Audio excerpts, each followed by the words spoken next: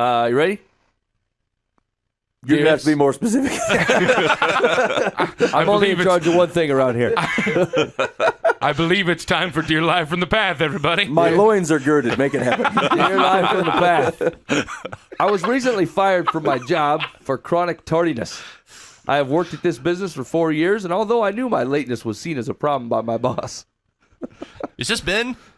I'm still employed as far as I know. It was still a surprise. Everything else rings true, though. I like how they phrase it. My boss sees this as a problem. Everyone else is kind of iffy.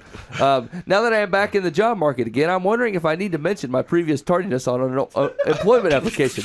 I asked my mom, who has been privy to this whole mess. She thinks I should mention it and explain that I have learned my lesson, especially when applying to a different branch of my former company that would have direct access to my evaluations. I think I should explain my tardiness as a lesson learned on job interviews when and if it comes up, not on applications where I'm trying to put my best foot forward. What say you? So is the basic? I'm trying to catch the right nuance of this question because this guy's got a lot of problems.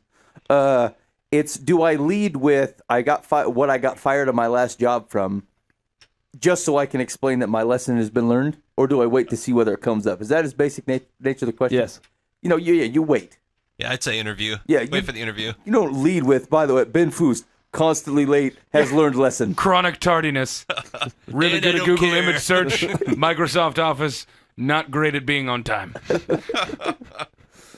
I've never found clocks very gonna say- persuasive.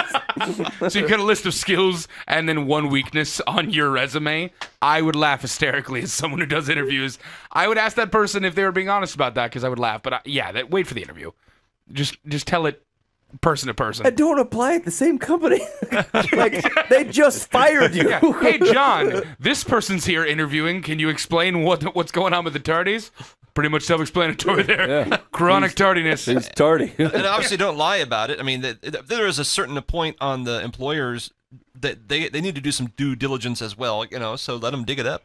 Yeah, I mean, if Oh, they so ask, you're saying is you just try to get away with it? Like you didn't ask me if I murdered people. 6 months into their tenure, it's just like, wait a minute. no, all right. You didn't say about this tardiness in the interview. Here's the deal: is I feel like I'm going to unintentionally agree with the president's immigration policy here, but like you do have your options as to what you share.